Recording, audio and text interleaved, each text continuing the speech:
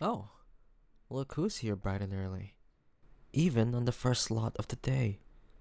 Now aren't you just ready to get down to business?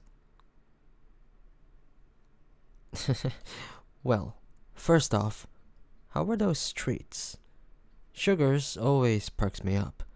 At the start of the day anyways. Any time at the end of the day, then I just get a sugar crash and fall asleep. Well, that's the fun part about being an adult, Sweetness. No one can tell you that you aren't allowed to start with dessert. Yeah, well, the chef always appreciates showing off whatever it is that I ask of him. And he'd really appreciate a glowing review from you too, actually. Otherwise, he might be out of a job. Well, thanks to that, he's guaranteed at least one more payment. But let's see if he can keep it up for the rest of my clients today. Well, the books are full for today, so let's not waste each other's time. So, how are things going? Not too good by the looks of it. Well, I thought you'd wait to come by until you were less mopey, but you look like you haven't slept since the funeral.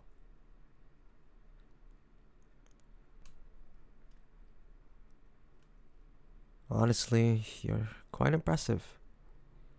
I expected that it would take only a month or two just for you to sort out any residual feelings. So, calling me surprised when you took longer. Much longer.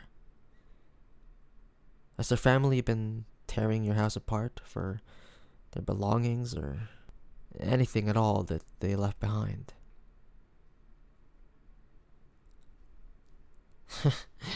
Well, I could have told you that that's exactly how it was going to go. And it probably would have saved you the extra heartache. They made their priorities very clear during the funeral. Well, did they succeed? Are there any items of value or products that you need for basic living that they took off your hands? I just need to add it to the list of expenses in case we decide to continue this arrangement. So, don't mind me for asking these questions. Huh. Furnishings don't come in cheap, and I couldn't possibly embarrass my staff by sending them out to any old secondhand market. You never know where any of that trash has been, so I need to consider reputable sources. And, of course, getting back priceless heirlooms is a task in and of itself. It's not exactly as simple as just walking up to their family home and offering to buy everything back.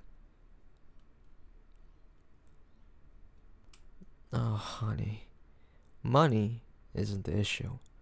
Give them exactly what they want is.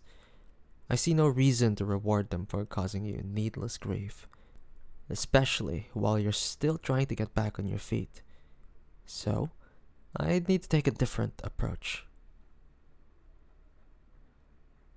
No, don't you worry about that. I already did a bit of digging before our meeting so I could come up with a proper solution. And the wonderful thing is that I didn't have to look very far. It's a funny story, actually. Before you announced your engagement to them, I was certain that you weren't interested in having a relationship at all, considering how you rejected me with zero hesitation.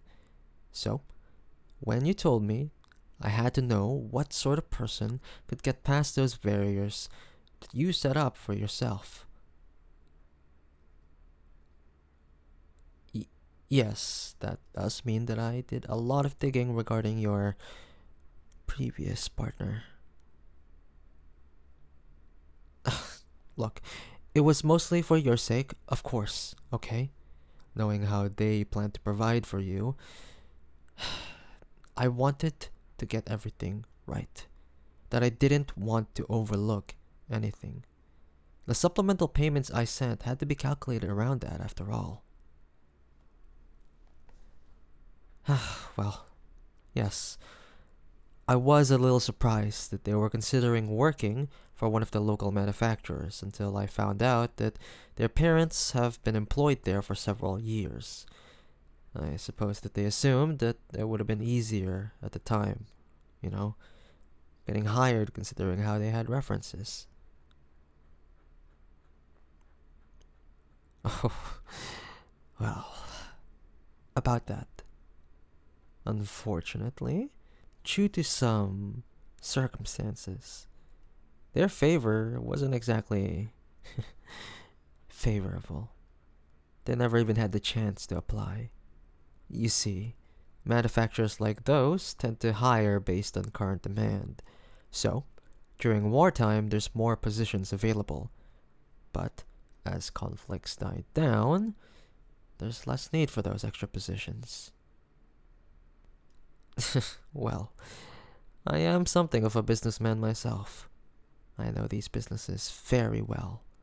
In fact, the owner and I actually have a long history of working together. He's a very good friend of mine. Regularly consults me on how to run things more efficiently. Yeah, well, profits are gonna start coming down very soon, so we actually plan to discuss some methods on how to cut the fat so the business doesn't go under. Meaning several positions might be on the chopping block. Oh, don't get me wrong, sweetness.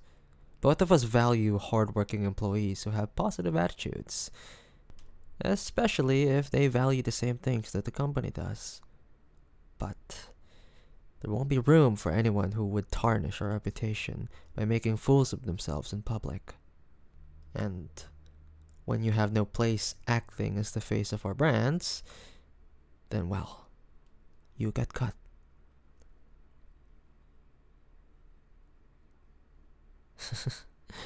There's no need for anyone, especially me, to be dragged down by awful people like that. Certainly not you too. Not anyone else. No one else would deserve that. And if I want good people to continue succeeding, then it's my duty to warn them before they make the mistake of hiring anyone with that reputation. Well, you could put it like that. I just firmly believe that they deserve as much as they're worth. And if they're worth nothing, then they'll earn nothing. They'll have no choice but to sell the clothes off their backs if they want to make ends meet. Which means that sooner or later, those heirlooms will go on the market. And personally, I'd be more than willing to take them off their hands for a decent price.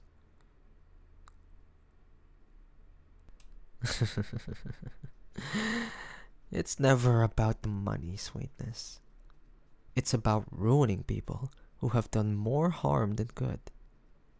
Especially to you. Am I wrong? They stole from you. They left you in the dust during the most vulnerable time of your life. And it was because of them that they graced this world. You. With that ex of yours. It's true that they're gone now. But I had a lot of trouble getting to where I am now because of that. Oh, call it whatever you want. But at the end of the day, I'm only here for you. To help you. You don't even know it. But really, this is all for your well-being.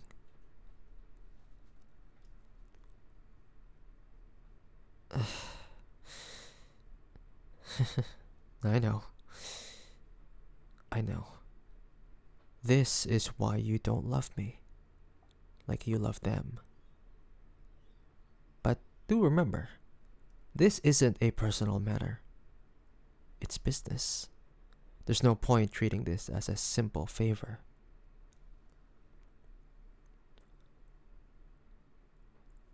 Sweetness, favors don't come for free.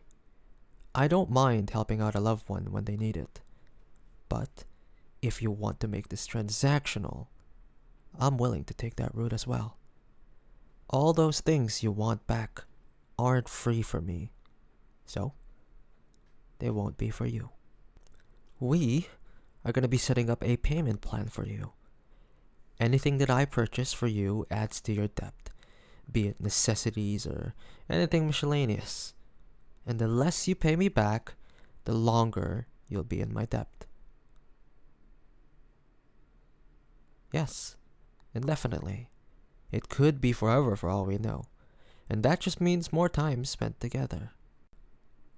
So, whether you like it or not, that's what relying on me entails for people who want to keep our relationship professional. But well, if having a debt is too much of a weight on your shoulders, then you can't always change your mind. Being in love with me would make it a lot less taxing for you, and a lot more enjoyable for us both. You don't have to pay me to love you, but I do expect love in return if that's how you want to go about this.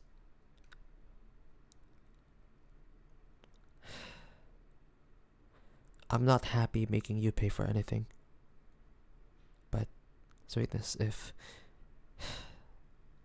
if a transaction is all you want out of this relationship, then I can't allow myself to be taken advantage of. That is why I'd offer a compromise. Taking some time to get to know me and understand where I'm coming from might make that decision easier. No, I'm not asking that of you right now. I know that you aren't ready to commit to a relationship so soon. To me, especially. But that's exactly why we don't have to agree on anything today. Still, I do know that time's running out for you. Necessities don't pay for themselves. So, think about it until our next meeting. But don't take your time too much. Before you know it, you might just be starving and in the streets. Well, I know you need more time, but I can't extend today's session any further. I have an obligation to meet with my next client, and I take pride in being on time. I'm completely booked for today and the rest of the week, so it's best if you get to the next meeting scheduled as soon as possible.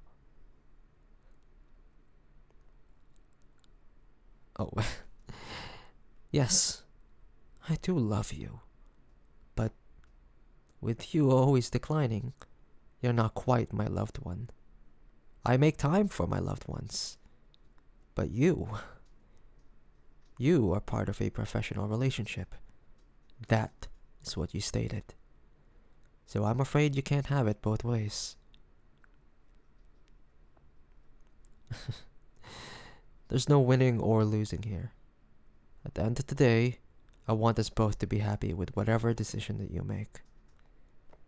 But do remember that even if the schedule is booked, the door to the dining room is always open for good company.